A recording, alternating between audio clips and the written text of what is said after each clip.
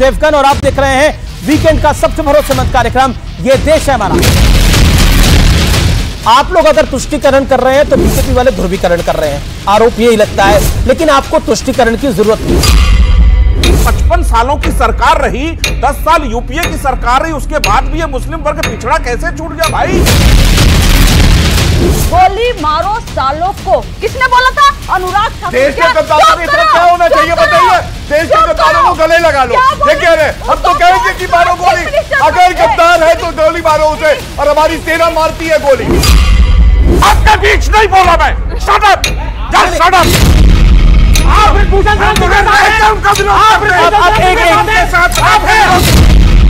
आप तुष्टिकरण करना चाहते हैं, कांग्रेस इस देश में तुष्टिकरण करती आई है, इसमें कोई दो राय नहीं है। शाहबानो उसका लाइव एग्जांपल है।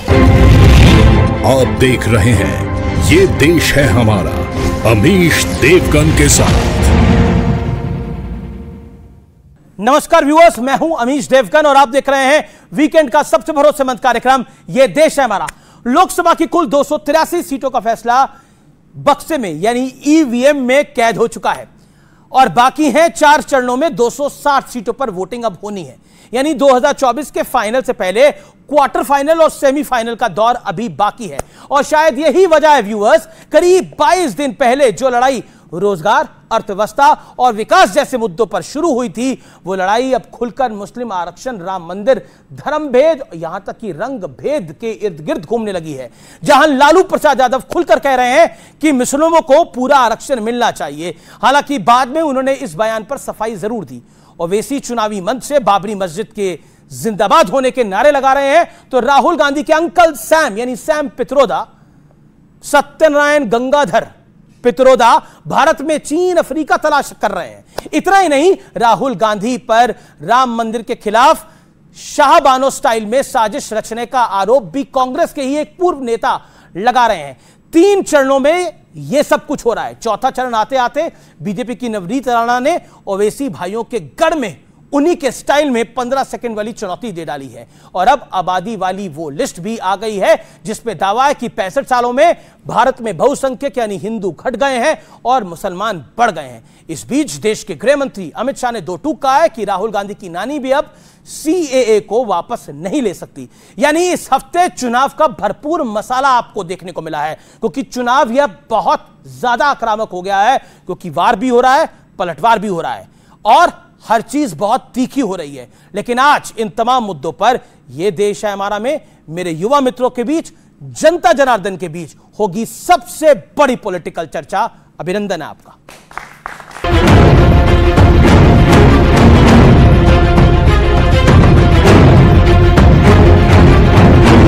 तीन चरणों के बाद लोकसभा चुनाव ध्रुवीकरण वर्सेस तुष्टीकरण की धुरी पर घूम रहा है। इस कड़ी में संपत्ति छीनने और मुस्लिम आरक्षण की बात अब आरोपों से आगे बढ़ चुकी है। रिजर्वेशन तो मिलना चाहिए मुसलमानों को। माननीय प्रधानमंत्री जी जिन आशंकाओं को व्यक्त कर रहे थे वो अब पूरी तरीके से सच साबित होती दिख रही है।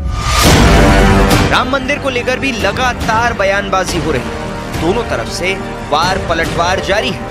जब राम मंदिर का फैसला आया, राहुल गांधी जी ने अपने नजदीकी लोगों की एक बैठक में कि अगर हमारी सरकार बनती है, सुपर पावर कमीशन बना करके राम मंदिर के फैसले को पलट देंगे। People on east look like Chinese, people on west look like Arab, people on north look like white, and people in south look like Africa. So that idea of India is being challenged by Ram Temple and Ram Navami and Prime Minister going to temple all the time. And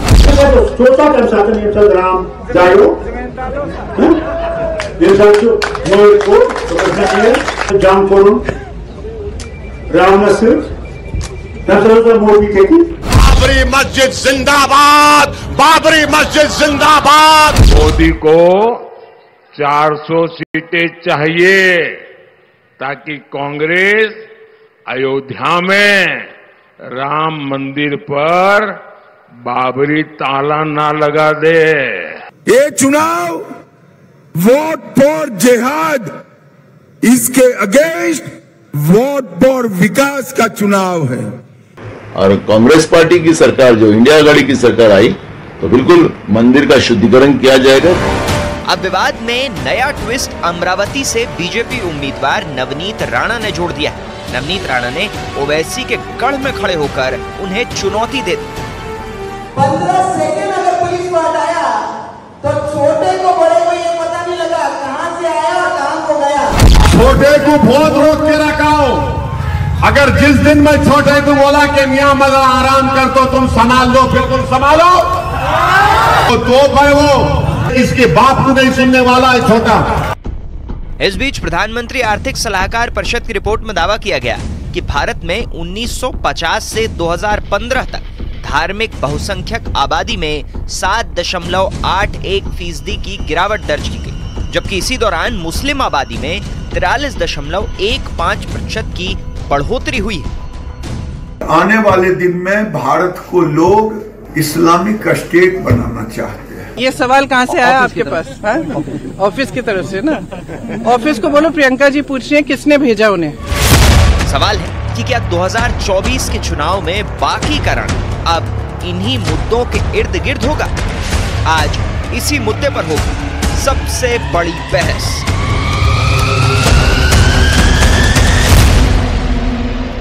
ध्रुवीकरण या तुष्टीकरण, और आज की बहस के मुद्दे क्या है?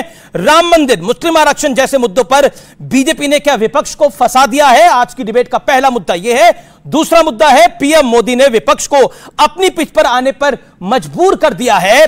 और तीसरी बात, क्या बीजेपी तुष्टीकरण के खिलाफ ध्रुवीकरण की नीति अपना रही है? क्योंकि एक तरफ अगर सपा, कांग्रेस, ओवैसी, लेफ्ट, आरजेडी तुष्टीकरण कर रहे हैं, तो क्या बीजेपी ध्रुवीकरण कर रही है? यह भी आरोप है। आज इन तीन बड़े मुद्दों पर होगी देश की सबसे प्रामाणिक और बड़ी चर्चा। आइए मेहमानों के साथ आपका परिचय करा देते हैं। सबसे पहले मेरे युवा मित्रों के लिए जोरदार तालियां, इस देश की जनता जनार्दन के लिए जोरदार तालियां, जो हर बार वोट देती है और चुन के लाती है। गौरव भाटिया, बीजेपी के राष्ट्रीय प्रवक्ता और सुप्रीम कोर्ट एडवोकेट, जोरदार तालियों से उनका अभिनंदन है। राजकुमार भाटी, समाजवादी पार्टी के वरिष्ठ नेता और प्रवक्ता, जोरदार तालियों के साथ उनका अभिनंदन है। कंचना यादव, आरजेडी पार्टी की नेता, प्रवक्ता, उनका अभिनंदन है। मेरे साथ मौजूद हैं सत्यप्रकाश मिश्रा, जनता दल यूनाइटेड के नेता, प्रवक्ता, उनका अभिनंदन है। और विवेक श्रीवास्तव है, नेता लेफ्ट के, उनका अभिनंदन है। इंडिया अलायंस के घटक दल है। आप तमाम लोगों का अभिनंदन है इस चर्चा के अंदर। इस चर्चा की शुरुआत करता हूं और मैं सीधा आता हूं कंचना यादव आपके पास। क्या आपको लगता है कि आप लोग अगर तुष्टीकरण कर रहे हैं तो बीजेपी वाले ध्रुवीकरण कर रहे हैं? आरोप यही लगता है, लेकिन आपको तुष्टीकरण की जरूरत क्यों है? 50 सेकंड।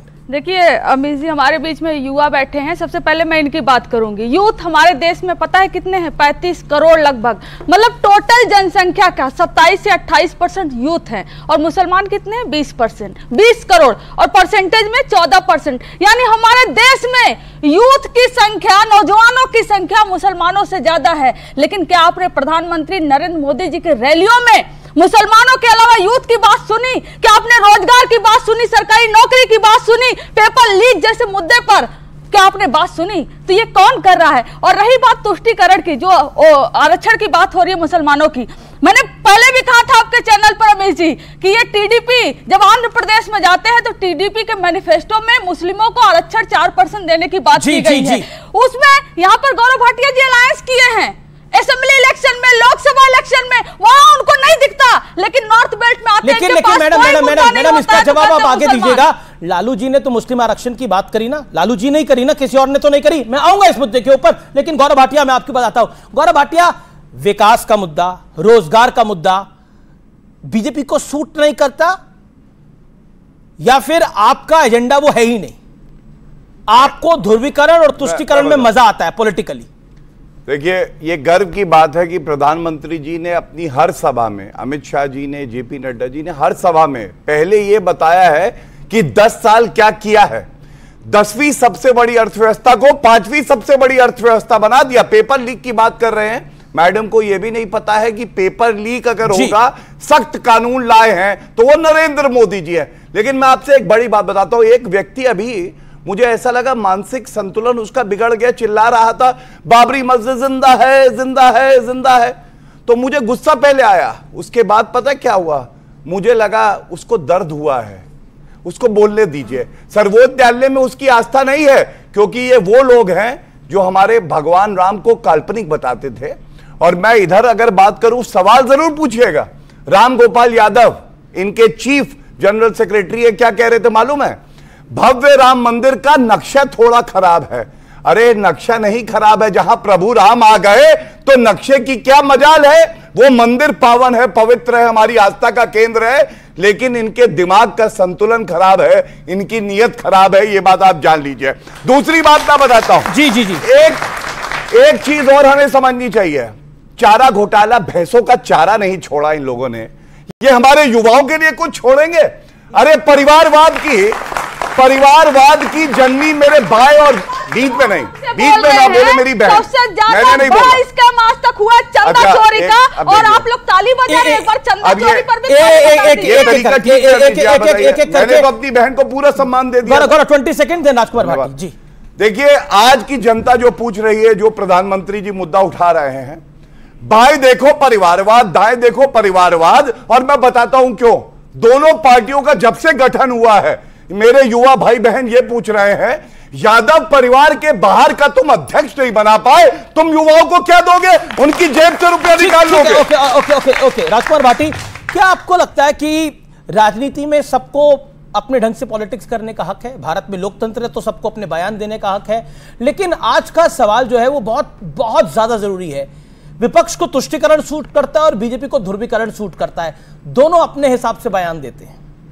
आपके भी और बीजेपी प्रवक्ता के भी दोनों के सवालों का जवाब मिल जाएगा अगर आप मेरे नेता श्री अखिलेश यादव जी का और इनके नेता माननीय मोदी जी का दोनों का भाषण अगर सुन लें। जब वो रैली में बोलते हैं, चुनाव प्रचार चल रहा है, दोनों के सारे भाषण यूट्यूब पे मौजूद हैं, कोई भी जाके यूट्यूब पे सुन सकता है।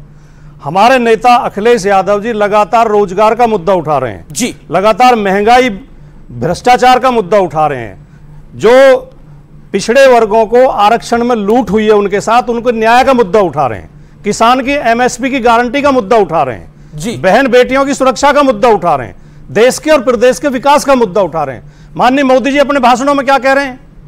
ये अगर आपके पास 4 भैंस हैं तो भैंस छीन ले जाएंगे, मंगलसूत्र उतरवा लेंगे, जो अगर आपका 4 कमरे का मकान है 2 कमरे छीन लेंगे। अब तो बस ये कहना बाकी हो गया कि जिसके पास 4 बच्चे हैं 2 बच्चे कांग्रेस छीन ले जाएगी। मतलब मानसिक संतुलन उनका बिगड़ा है जो इस तरह की उलझुल बातें कर रहे हैं, या मानसिक संतुलन उस नेता का बिगड़ा है, उस पार्टी का बिगड़ा है जो जनता के आवाम के मुद्दे उठा रहा है। लेकिन नक्शा किसका बिगड़ा है? अगर नक्शा किसका बिगड़ा है? अगर अमीश जी अगर इस देश की सारी राजनीतिक पार्टियां जनता के असली मुद्दों पर वोट मांगने लगे तो ये देश बहुत सुंदर देश बन जाएगा। और अगर इस देश को भटकाने का प्रयास किया जाएगा, हिंदुओं को मुसलमानों से डराया जाएगा, सिखों को जैनों से डराया जाएगा, दलित को ब्राह्मण से डराया जाएगा, तो ये देश की इसका नक्शा बिगड़ के चला जाएगा। अभी जो उत्तर ठीक है, इस देश का नक्शा बिगड़ जाएगा। एक सेकेंड पहले एनडीए के दूसरे पार्टनर आ जाए। सर, तो नक्शा कौन बिगाड़ रहा है देश का? अभी तक तो रामगोपाल जी ने बोला मंदिर का नक्शा ठीक नहीं है इसलिए मंदिर बेकार है। अब मैं पूछ रहा हूं, ये कह रहे हैं कि आप तो एनडीए जो है वो देश का नक्शा ही खराब कर रहे हैं। कहीं ना कहीं ये जो छोटी मोटी कांग्रेस के सहयोगी पार्टियां हैं, ये कांग्रेस के तुष्टीकरण की सदस्य हैं। हम बिल्कुल सबका साथ सबके विकास में यकीन करने वाले एनडीए हैं, सामाजिक न्याय के साथ विकास करने वाला एनडीए है।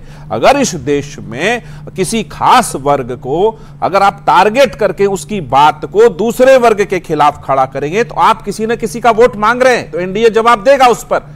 नरेंद्र मोदी की सरकार ने अगर आर्थिक आधार पर पिछड़े लोगों को 10% आरक्षण दिया तो क्या अल्पसंख्यक वर्ग उसका सदस्य नहीं बना? अगर स्वच्छता अभियान शुरू हुआ, यदि जो जितनी तरह की योजना है, क्या अल्पसंख्यकों को उसका लाभ नहीं मिला? मेरा प्रश्न यह है कि मैं ये मानता हूं कि ये समाजवादी पार्टी या राष्ट्रीय जनता दल मुसलमानों का भी कल्याण नहीं करती, क्योंकि सच्चर कमेटी का रिपोर्ट, कांग्रेस 10 साल उस रिपोर्ट पर बैठी रही, बताया कि मुस्लिम वर्ग बहुत पिछड़ा है। तो ये 55 सालों की सरकार रही, 10 साल यूपीए की सरकार रही, उसके बाद भी ये मुस्लिम वर्ग पिछड़ा कैसे छूट गया भाई? उस रिपोर्ट पर क्यों बैठे रहे? लेकिन नरेंद्र मोदी जी की सरकार ने और नीतीश कुमार जी की सरकार ने बिहार में और यहां पूरे देश में तुष्टीकरण नहीं, संतुष्टीकरण और सबके साथ सबके विकास, संतुष्टीकरण की बात करते हैं, राजनीति का ओके विवेक जी, संतुष्टीकरण की बात कर रही है एनडीए, बीजेपी कह रही है कि हम संतुष्टीकरण की बात करते हैं, लेकिन इंडिया अलायंस के तुष्टीकरण में यकीन रखता है, और क्या अगर इंडिया अलायंस का शासन आएगा तो मुस्लिम आरक्षण को हां कह देगा? जी, अब देखिए हम शुरुआत करते हैं। आपने बड़ा अच्छा प्रश्न पूछा। आपने बीजेपी के प्रवक्ता से पूछा कि भाई आप डेवलपमेंट की बात नहीं करते, विकास की बात नहीं करते, जॉब्स की बात नहीं करते, आप तो ध्रुवीकरण की बात करते हैं। तो हमारे प्रवक्ता मित्र जो भाजपा से आए हैं, गौरव भाटिया जी, उन्होंने बोला नहीं, हमारी तो हर स्पीच में साहब हम तो पहले डेवलपमेंट की बात करते हैं, नौकरी की बात करते हैं। आप ही नहीं दिखाते हैं अमीश जी, आप ही दिखाते हैं कि ध्रुवीकरण करते हैं। ये तो करते हैं डेवलपमेंट की बात, ऐसे कह रहे हैं। चाइना का टीवी छोड़िए, चाइना कहां से आ गया? मैं तो वो कह रहा हूं, यानी कि जब उत्तर नहीं है, जब उत्तर नहीं है और एंकर ने और चैनल ने पकड़ा और पूछा सवाल कि डेवलपमेंट पे क्यों नहीं लाते हो, तो उल्टा मीडिया के ऊपर ही उन्होंने उंगली उठाई। पहली बात। दूसरी बात पे आते हैं, परिवारवाद। ब्रिजभूषण शरण सिंह कौन है? उस कॉन्स्टिट्यूएंसी से किसको टिकट मिला है? उनके सुपुत्र को मिला है। यानी कि बाप और बेटा ये परिवार हुआ या नहीं? क्या क्वालिफिकेशन है ब्रिजभूषण शरण सिंह जी की? बाहुबली हैं। एक बहुत अच्छा जमावड़ा इकट्ठा हुआ था उन लड़कियों का जो रेसलिंग करती थी, पीड़ित थी, जंतर मंतर पे हम भी गए थे, उनके बेटे को दिया गया। ये परिवारवाद है या नहीं है? कौन है वसुंधरा राजे के बेटे?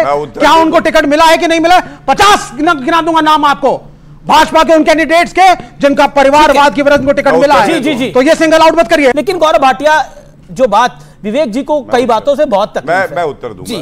देखिए, सबसे पहले तो यहां पे सभा के प्रवक्ता ने एक बात कही कि अखिलेश यादव का भाषण आपने सुना नहीं, और मैं आपको बताऊं कि वो सुनने लायक कुछ बोलते तो नहीं है, लेकिन मजबूरन हमें सुनना पड़ता है क्योंकि डिबेट में आना होता है। तो मैंने उनका वक्तव्य सुना और गलत हूं तो मेरे साथी हैं, मुझे तुरंत कहे गौरव भाटिया गलत बोल रहे हो। उन्होंने जब इनकी नेत्री ने कहा कि वोट जिहाद कर डालो, तो अखिलेश यादव के सामने अमीश देवगन जैसा एक पत्रकार गया, उसने कहा ये क्या है? कह रहे जोश में बोल दिया होगा। अब बताओ, जोश में वोट जिहाद कर रहे हैं। अगर भारत के हिंदू जो बहुसंख्यक हैं इस तरह की मानसिकता रख लें तो सुपड़ा साफ हो जाएगा, एक सीट नहीं आएगी, याद रखना। दूसरी बात, 10 साल सपा और बसपा की सरकार रही मेरे भाई और बहनों, इन्होंने दी 5 लाख सरकारी नौकरी। योगी आदित्यनाथ जी ने 5 साल में 5 लाख सरकारी नौकरी दी। और मैं फिर से कहूंगा, विरासत में गद्दी मिल सकती है, अखिलेश यादव को मिली थी, बुद्धि नहीं मिल सकती है, उसके लिए आपको मेहनत करनी पड़ती है। ठीक है गौरव, एक मिनट। जी। इसीलिए दोबारा 2022 में जनता ने मोहर लगाई, योगी आदित्यनाथ जी को पुनः मुख्यमंत्री बनाया। अब लेफ्ट पे आते हैं, 1 मिनट लूंगा बस, अपना मैनिफेस्टो पढ़ लें। पुंछ में आतंकवादी हमला हुआ, कांग्रेस ने बोला यह स्टंट हुआ है, मोदी जी ने जवानों को मरवा दिया है। इसी तरह से रामगोपाल यादव ने जब हमला हुआ था इससे पहले पुलवामा, कहा था कि यह चुनाव के मद्देनजर हुआ है। मैं पूछना चाहता हूं कितने लोग सहमत है? हाथ उठवाइएगा। ये कहते हैं भारत के न्यूक्लियर वेपन्स खत्म करेंगे और पाकिस्तान से बात करेंगे और चीन से इलू इलू करना चाहते हैं। अरे हम कहते हैं घुस के ठोकेंगे, ये कहते हैं इलू इलू करेंगे। कौन वोट करेगा इनके लिए? क्या अखिलेश जी ने जब वोट जिहाद के बारे में उनसे प्रश्न किया गया तो उन्होंने बोला कि वोट बढ़ाने की अपील थी, वोट जिहाद वोट बढ़ाने की अपील थी। और रामगोपाल यादव साहब ने मंदिर के नक्शे के बारे में बोला ये तुष्टीकरण ही तो है। राजकुमार अभी हमने बतौलेबाजी का एक बहुत बड़ा उदाहरण देखा अभी थोड़ी देर पहले। बतौलेबाजी क्या होती है? शुरुआत की हमने अखिलेश यादव का भाषण सुना है, लेकिन अखिलेश यादव के भाषण की एक लाइन नहीं बोली तो अगर ये गलत है फैक्ट चेक करिए। ये भाषण की लाइन में नहीं बोले, फैक्ट चेक करिए। भाषण की लाइन थी। आपने 2.5 मिनट बोला, आप उनको 1 मिनट सुनेंगे। मिस्टर बटोले को बताइए तो कि उन्हीं का वक्तव्य बता रहा हूं, उन्होंने जोश में बोल दिया वोट जिहाद। Allow him to respond. हां, तो बटोले जी को पता नहीं है। अच्छा, मेरा निवेदन है, टिप्पणी करेंगे, मैं इनको याद दिलाऊंगा। अच्छा, एक मिनट ये बोले, फिर उसके बाद आप बोलिएगा। ध्रुवीकरण पे और तुष्टीकरण क्या आपकी पार्टी कर रही है? हाँ या ना? जब लालू यादव कहते हैं मुसलमानों का रिजर्वेशन होना चाहिए, आरक्षण होना चाहिए, तो आप उससे सहमत है? नहीं, वैसे तो तुष्टीकरण कोई नेगेटिव शब्द नहीं है, लेकिन मैं मान लेता हूं तुष्टीकरण। जिहाद भी नेगेटिव शब्द नहीं है आपके अनुसार? जिहाद भी नेगेटिव शब्द नहीं है, जिहाद नेगेटिव शब्द नहीं। देखो सुनिए, आप हिंदी उर्दू शब्दकोश उठा के उसका अर्थ ढूंढिए। जिहाद कहते हैं न्याय युद्ध को, न्याय के लिए लड़ना। अगर कोई, अब देखिए ये भाषा का अंतर होता है। हम हिंदी भाषी हैं, हम कहेंगे, हम चुनाव में कहेंगे भाइयों ये न्याय युद्ध है। अब जो उर्दू भाषी है वो कहेंगे जिहाद है। गलत कह रहे हैं, केवल इतना फर्क है, और कोई फर्क नहीं। गलत बोल रहे हैं आप हिंदी के। मैं इतना ही कहूंगा फिर से, तुम करो वोट जिहाद, जनता कर देगी तुमको बर्बाद। 4 जून आने दीजिए, आपको पता चल जाएगा। दूसरी बात इन्होंने कानून व्यवस्था की करी। इनके समय में यह होता था हाथ में गुम्बे दिए जाते थे, पुस्तक नहीं, चाहे कश्मीर हो चाहे उत्तर प्रदेश हो। अब गुम्बे नहीं होते हैं, वहां पे पत्थरबाजी नहीं होती है, वहां पे पुस्तक और कंप्यूटर होता है। और आंकड़े ये कहते हैं, आंकड़े एनसीआरबी के हैं, इनके समय में जब सरकार थी 2016 में 4816 रेप की वारदातें हुई, ये कम होके 3690 हो गई 2022 का जो आखिरी आंकड़ा है। ऑडियंस के बाद आता हूं, तुष्टिकरण, आप कुछ कहना चाह रहे हैं? जी जी जी, क्या नाम है आपका? हाय सर, मेरा नाम तुषार है, तुषार कुमार। मेरा सवाल इनसे है, मैं दो सवाल है। मैं आसाम से हूँ, तो क्या मैं चाइनीज हूँ? और दूसरा सवाल ये है कि आप माफी टेलीविजन में मांगेंगे या आसाम जाके मांगेंगे? जी ये सवाल है। और नहीं, मैं कंफ्यूज जो आपके साथ हुआ, जो एक नहीं लेकिन ये बड़ा सीरियस मैटर है। और मैं आपको बोलता हूं कि एक हिंदुस्तानी होने के नाते कि हम सब, आप हिंदुस्तानी, आप हिंदुस्तानी होने के नाते कि हम वाकई जो बात सैम पित्रोदा कांग्रेस के नेता ने करी वो वाकई शर्मनाक है। मतलब वो देश को गाली है, इसमें कोई दोराई नहीं है। और उसके लिए कांग्रेस क्या, मुझे लगता है कि उसके लिए तो राहुल गांधी को स्वयं आकर आपत्ति दर्ज करानी चाहिए और माफी मांगनी चाहिए, क्योंकि वो सामान्य बात नहीं थी। विवेक जी, क्या आपको लगता है कि ये रंग भेदी टिप्पणी इंडिया अलायंस को इस बार 2024 के चुनाव में बहुत नुकसान पहुंचाएगी? बिल्कुल नहीं पहुंचाएगी, बिल्कुल नहीं पहुंचाएगी, नहीं पहुंचाएगी। मैं सुन लीजिए, मेरी पूरी बात को सुनिए। पहली चीज, सैम पित्रोदा ने अपने पद से इस्तीफा दिया। दूसरी चीज, कांग्रेस के जयराम रमेश ने ऑफिशियली आकर के बोला कांग्रेस डिसोन्स दिस रिमार्क। इंडिया गठबंधन के घटक दलों ने भी इससे किनारा किया, क्योंकि उन्होंने जिन शब्दों का चयन किया था वो सही नहीं थे, वो सही नहीं थे। लेकिन दूसरी बात भी है कि हम एक मल्टी रेशियल कंट्री हैं। यहां नॉर्थ ईस्ट भी है, यहां यूपी भी है, यहां पंजाबी भी है, यहां सिख भी है, यहां साउथ इंडियंस भी हैं। सब तरह का खान पान है, पहनावा है, रंग है, तो हिंदुस्तानी, सुनिए, हम सारे हिंदुस्तानी हैं, लेकिन हम मल्टी रेशियल हैं। और मल्टी रेशियल डाइवर्स होना हमारी ताकत है। आरएसएस का एजेंडा कि एक ही रेस, ब्राह्मणिकल सुप्रीमेसी, कब बोला? जिसमें बिलीव कर, इनका एजेंडा है, ये आरएसएस का एजेंडा है। ओके, विवेक सत्यप्रकाश मिश्रा, और फिर मैं आप फिर वापस आता हूं आपको। कंचना यादव भी वेट कर रही है।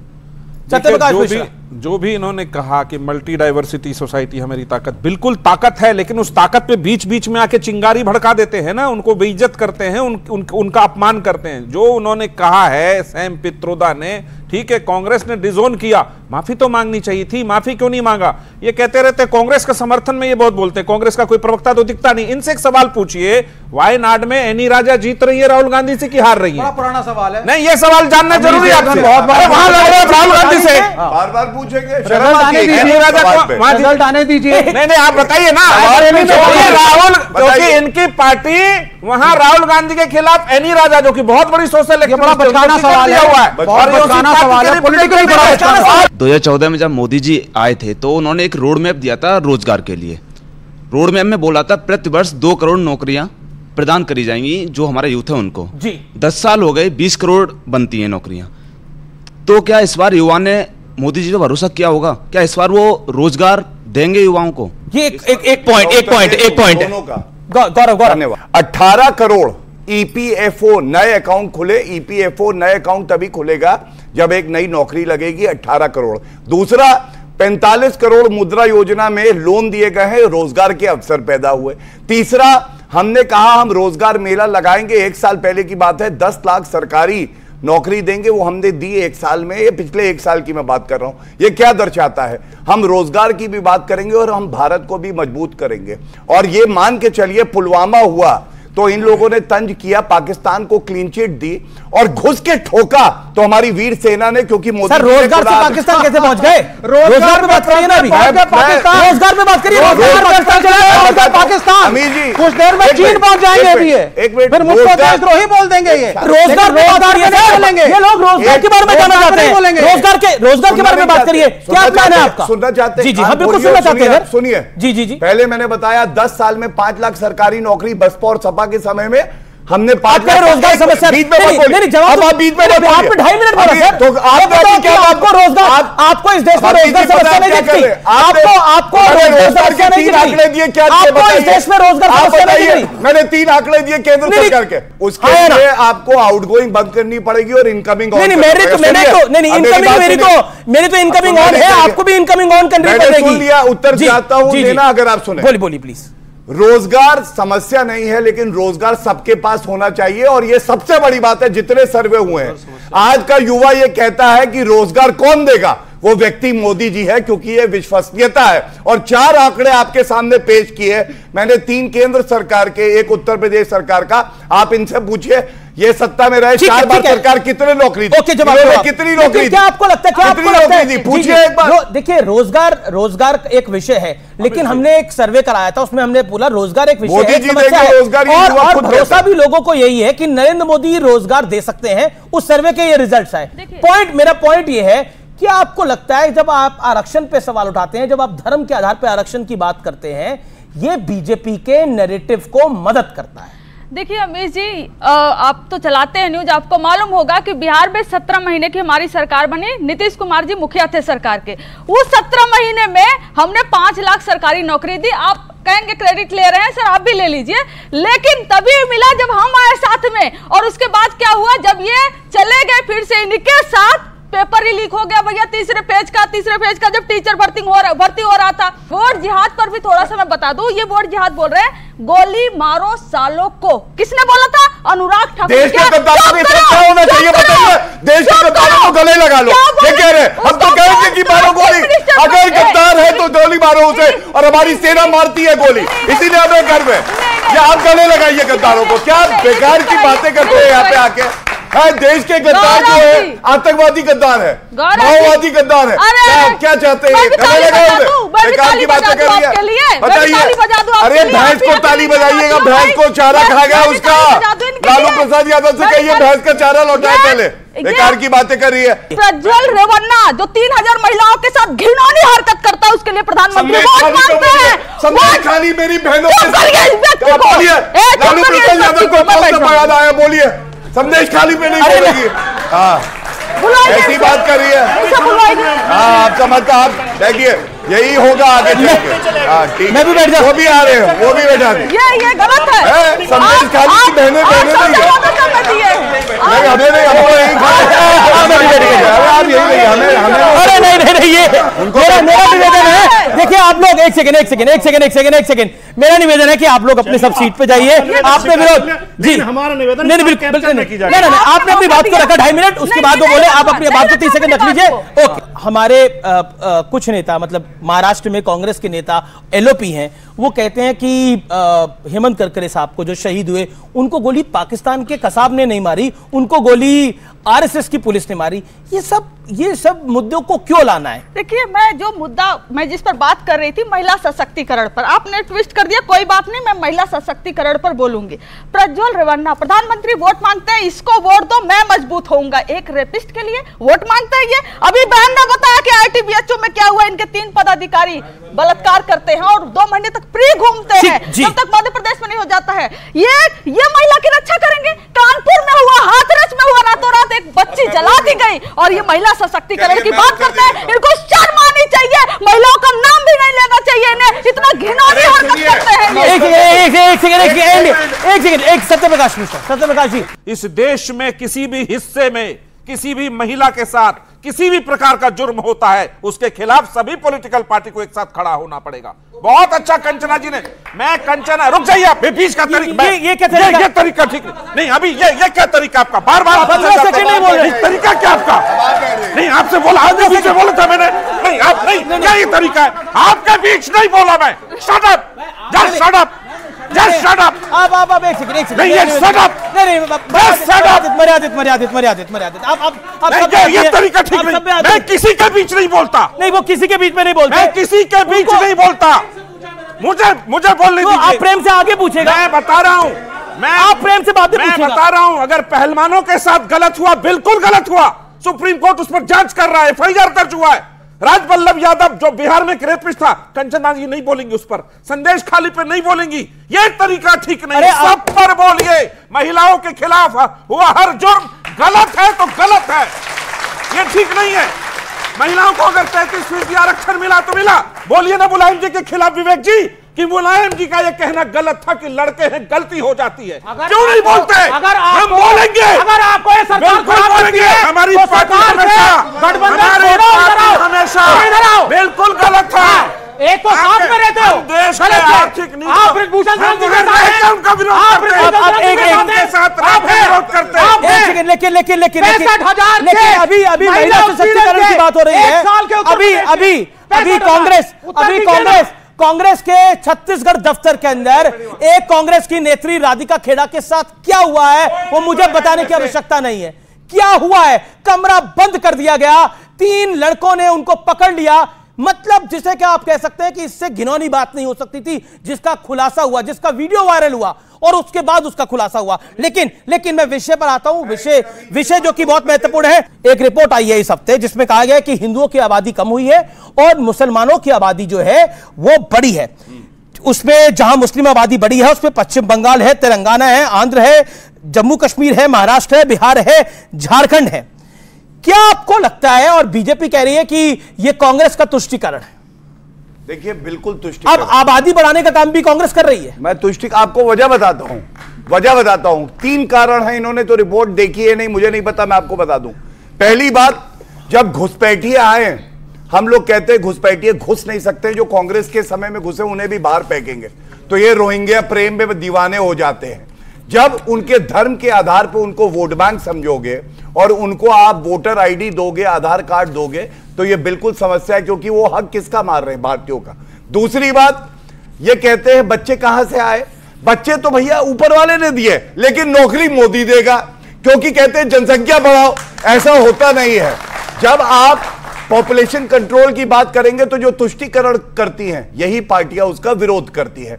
तीसरी बात, धर्म परिवर्तन का। हम सब जानते हैं किस तरह से धर्म परिवर्तन होता है, और जो कुरीतियां हैं, चाहे वो बहु विवाह हो, चाहे वो हलाला हो, चाहे वो धर्म परिवर्तन हो, अगर हम कोई भी कार्य उस पर करते हैं देश हित में, तो सबसे पहले ये कहते हैं ओ मुसलमान को प्रताड़ित किया जा रहा है। अरे भैया, रोहिंग्या से तुम्हारा क्या रिश्ता है ये बताओ। इसीलिए मैं कह रहा हूं, जब हिंदू हटा तो देश बटा, और हिंदू बहुसंख्यक है, अगर वो कम हुआ है तो ये चिंता का विषय है, पॉपुलेशन कंट्रोल का विषय है, इसमें कोई गलत बात नहीं है। लेकिन देखिए, एक रिपोर्ट आई है, ये बीजेपी ने तो रिपोर्ट तैयार नहीं करी है, एक रिपोर्ट आई है, उस रिपोर्ट के अनुसार हिंदू, जैन और पारसियों की आबादी घटी है, मुस्लिम ईसाइयों की आबादी जो है बड़ी है। क्या आपको लगता नहीं है कि ये बीजेपी इसको तुष्टीकरण के साथ जोड़ रही है, जो तुष्टीकरण की नीति रही कांग्रेस पार्टी की और उसके अलायंस पार्टनर्स की? गिरिराज सिंह से लेकर कई नेताओं ने इस पर बयान दिए हैं। यह रिपोर्ट डिपेंडेबल नहीं है, क्योंकि लास्ट सेंसस कब हुआ था उसके बारे में मेरे फ्रेंड मुझे बताएं, और इसको टाइमिंग के हिसाब से इस वक्त जारी किया गया है, इलेक्शनों के बीचों बीच, जिससे हिंदू पोलराइज हो, उसमें डर बैठे कि मुसलमानों की आबादी बढ़ रही है। क्यों हिंदू पोलराइज होगा? अगर सत्य सामने आएगा तो हिंदू को सत्य इलेक्शन के बीच में पोलराइज इनकी तरफ क्यों होगा, आपकी तरफ क्यों नहीं हो सकता? सत्य इलेक्शन, ये क्या बात है? यही टाइमिंग कंचना जी भी कुछ करी, विराज एक सेकंड जवाब दीजिए, भाटी भी कर। आप डेट बताइए कब से कब तक का रिपोर्ट है? ये ईएसईपी, यही तो रिपोर्ट है। जी ओके, पक्का आ रहा हूँ। यही फर्क है।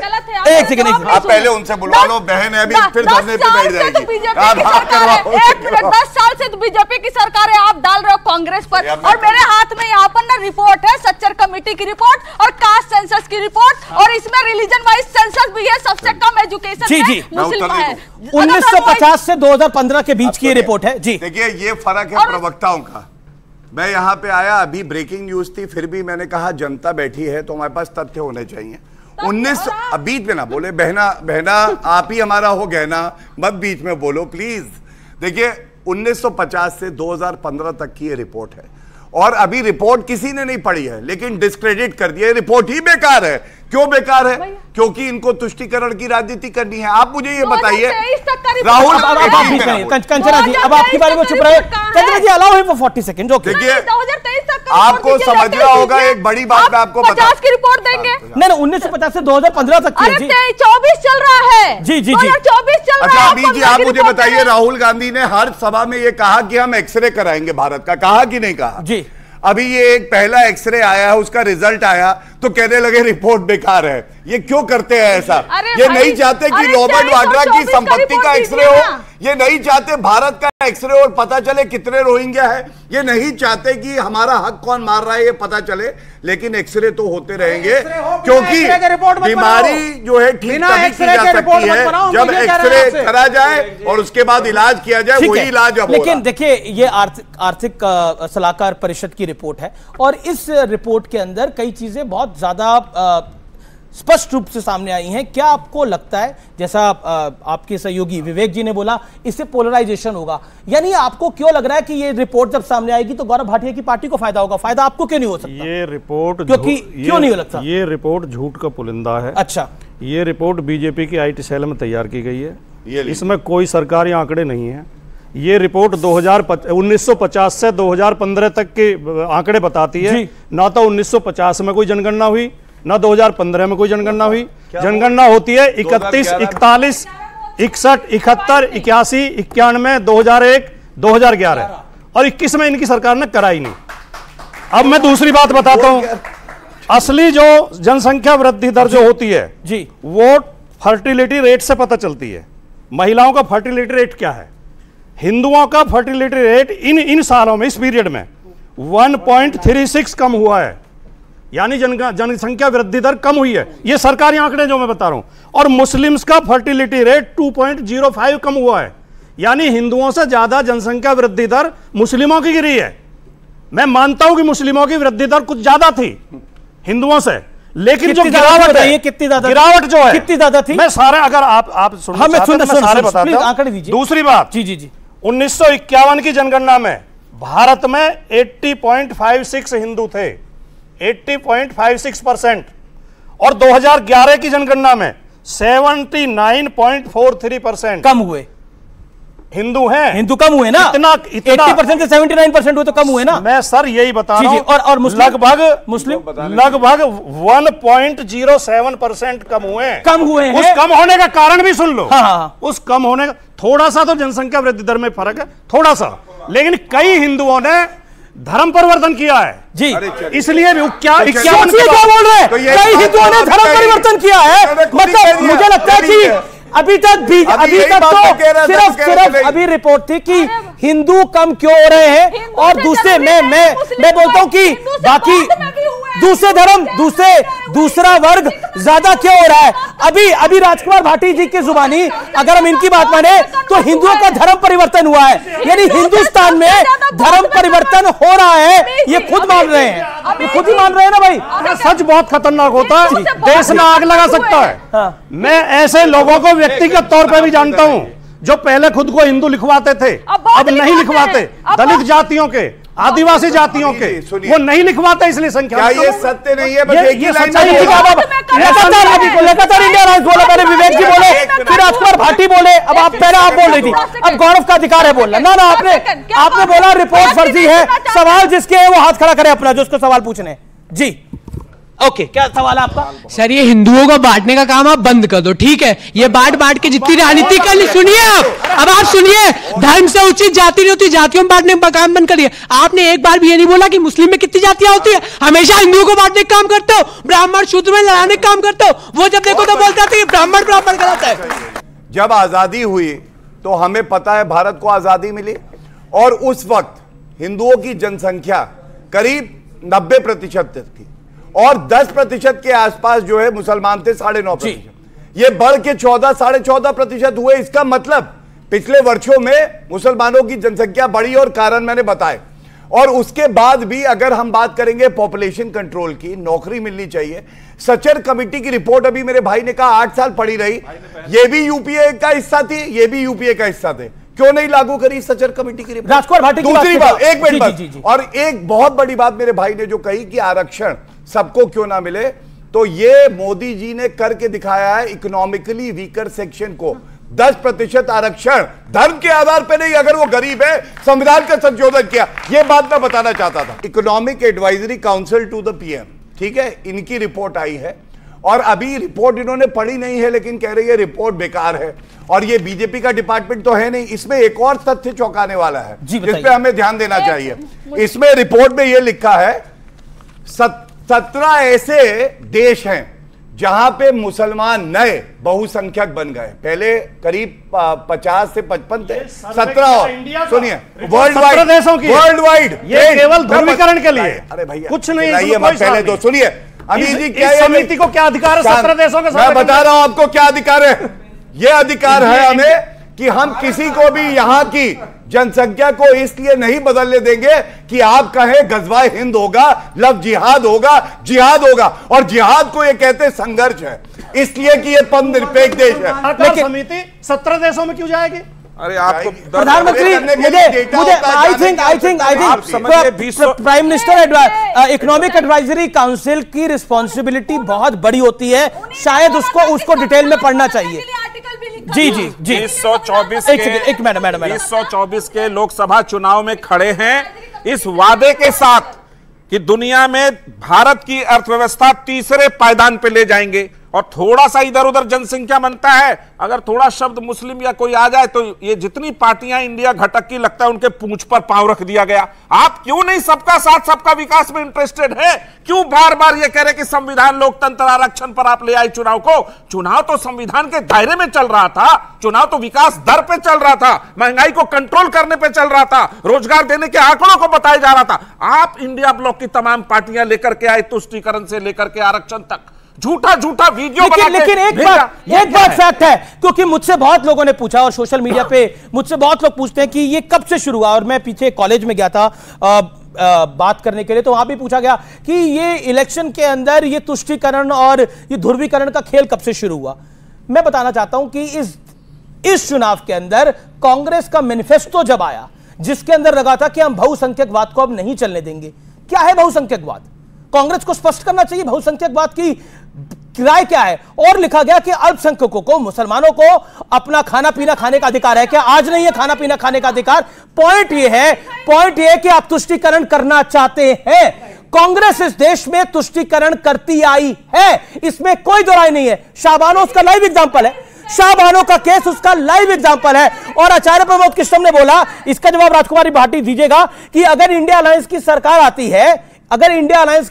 आती है, तो एक सुपर पावर कमीशन बनाकर आप राम मंदिर का फैसला पलट देंगे। आचार्य जी की बात का जवाब। जब आचार्य प्रमोद कृष्णम को कांग्रेस से निकाला गया तो उन्होंने खुद मीडिया के सामने ये कहा कि कांग्रेस में हमारे जैसे लोगों की कोई इज्जत नहीं है। मैं 2.5 साल से समय मांग रहा था राहुल गांधी से मिलने का, मुझे समय नहीं दिया गया। और अब वो कह रहे हैं राहुल गांधी ने मेरे साथ कमरे में बैठ के गोपनीय मीटिंग की थी, जिसमें कहा था हम मंदिर का निर्णय पलट देंगे। इससे बड़ा झूठ क्या हो सकता है? एक आचार्य जैसी पदवी प्राप्त व्यक्ति, जिसे धर्मगुरु माना जाता है, अगर एक पार्टी के लिए इस तरह खेल रहे हैं, इस तरह का झूठ परोस रहे हैं, अब या तो उनकी पहली बात झूठ है या ये बात झूठ है। झूठ तो वो बोल ही रहे हैं। ये बात एक सवाल, मेरा सवाल, क्योंकि आप बहुत लर्नेड है, मैं कहता हूं कि उत्तर प्रदेश की विधानसभा में किसने भाषण दिया था और कहा था कि हम मस्जिद तामील कराएंगे? और भारत की संसद में कौन सा प्रधानमंत्री था, किस पार्टी का, जिसने बोला था मैं मस्जिद तामील कराऊंगा वहां पर?